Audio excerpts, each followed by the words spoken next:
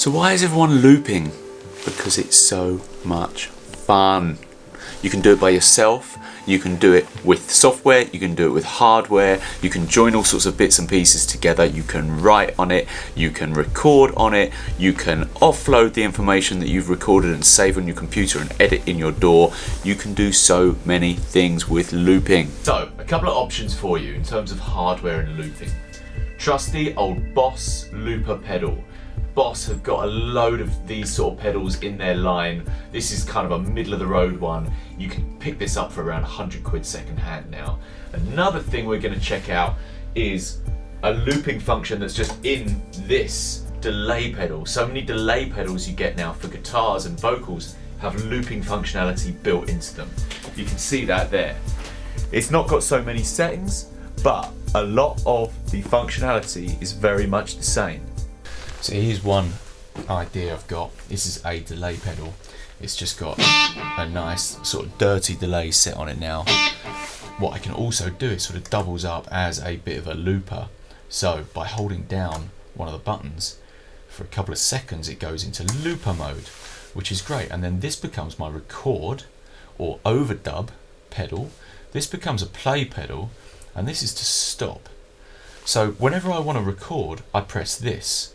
If I want to go straight into recording a second part directly on top, then I just press this again. I automatically start overdubbing from the point where I press this. So the first loop will be made and finished, and I'll go straight into recording. If I don't want to do that, if I want just one loop behind me playing for a little while before I add something else, then I can just go to the play button.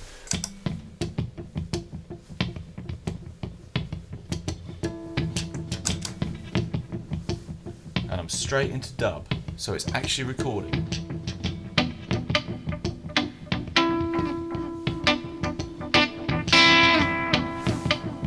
I press that again. I've recorded my two different tracks. Now, if I want to go and record again, I've set myself up with maybe a slightly different sound. Press the overdub.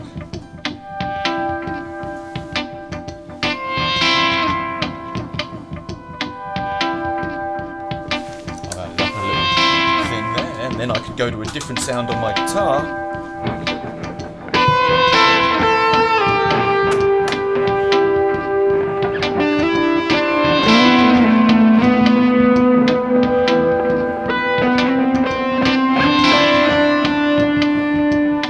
And I could add some live melody on top if I wanted. Now, as I've got this synced up to another machine, this is a reverb unit afterwards.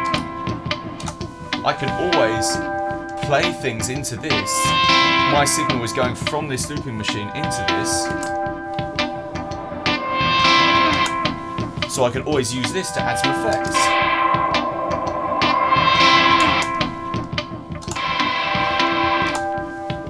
Then maybe to finish, I get a little bit of a washout there. And stop. And even if you don't have hardware or software or any of this stuff, our phones are full of amazing things now. Look at this, made by Reason. It's called Figure. It's awesome. A little bit of bass.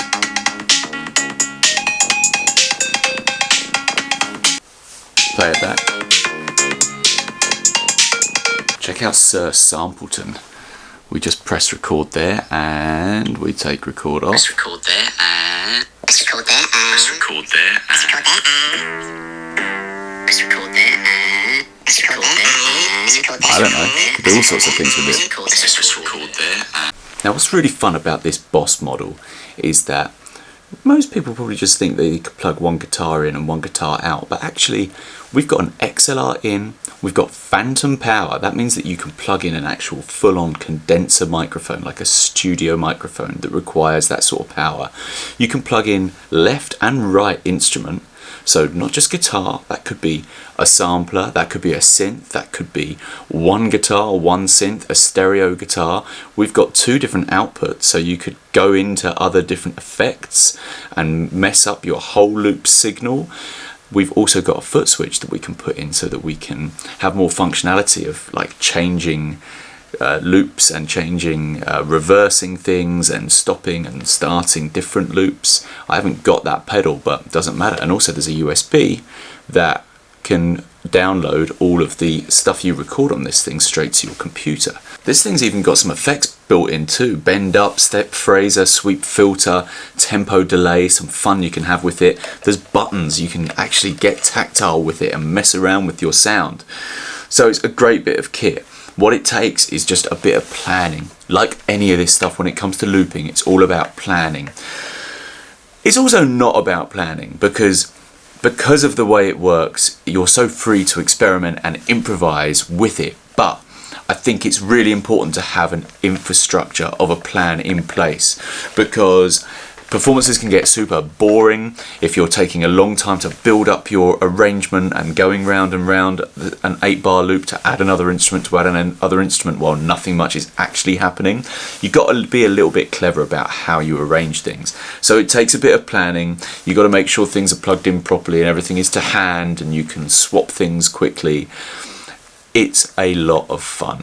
So I keep talking about preparation. It's all about being organised. Pre-thinking how you're going to arrange this track in terms of what you're going to record, what things you're going to input and output of your device, and also, and more importantly, how you're going to arrange your piece in terms of frequency ranges. If you put too many things down in the bass area, it's going to sound like a mess, just as it would in any production if you're recording straight into a DAW.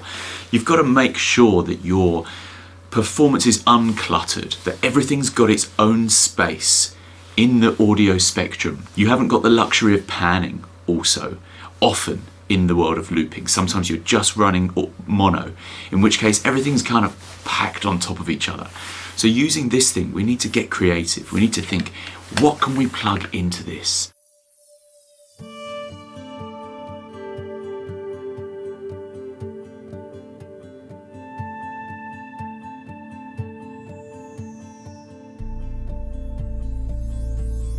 Now the great thing about this Boss unit is, unlike the Strymon a minute ago, this has got two different tracks on it, track 1 and track 2. So I can actually build up a couple of instruments on one track, and then I can keep that playing and go over to track 2 and overdub things on a different track. That's really handy, just because then I can take elements away super easily from the arrangement. So instead of just looping something and building and building and building, you can actually really interact with the dynamics by taking bits away here and there.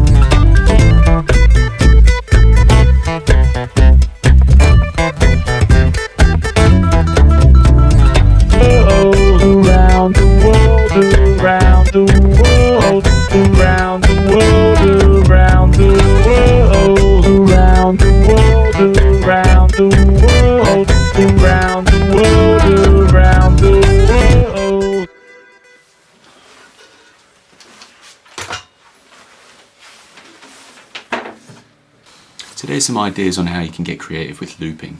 There's lots and lots of things you can try, lots of things you can experiment with. That's the beauty of it. It takes a lot of planning. Was it a great performance? No, far from it.